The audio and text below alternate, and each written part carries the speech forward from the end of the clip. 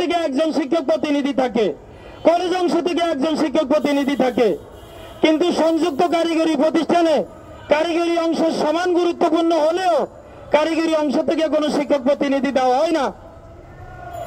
Primary এবং সংযুক্ত high school যদি একত্র থাকে, প্রাইমারি থেকে একজন শিক্ষক প্রতিনিধি থাকে, হাই স্কুল থেকে একজন থাকে, কিন্তু কারিগরি অংশ থেকে কোনো শিক্ষক প্রতিনিধিত্ব নিশ্চিত না করার ফলে আমাদের এই সম্মানিত শিক্ষক এবং ট্রেড ইন্সট্রাক্টর ভাইরা নির্যাতন, নিপীড়ন, মানসিকভাবে হয়রানির শিকার হন।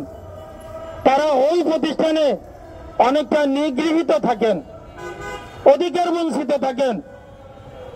তাদের কথা বলার মতো ম্যানেজিং কমিটিতে, ফোরামে তাদের কথা বলার মতো উপযুক্ত কোনো প্রতিনিধিত্ব থাকে না। আর কি বলবো, এগুলি বলতে গেলে সারা দিন বললেও শেষ হবে না। মানে অবহেলিত আরেক পেশার নাম এই মাধ্যমিক কারিগরি।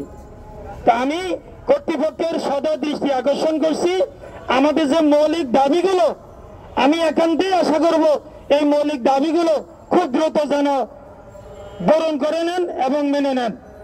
আজকের এই আয়োজক কর্তৃপক্ষকে ধন্যবাদ, কৃতজ্ঞতা জানাচ্ছি। আমাকেও 2-4টি কথা বলার সুযোগ করে দেওয়ার জন্য আবারও ধন্যবাদ জানাচ্ছি, কৃতজ্ঞতা জানাচ্ছি। আসসালামু আলাইকুম।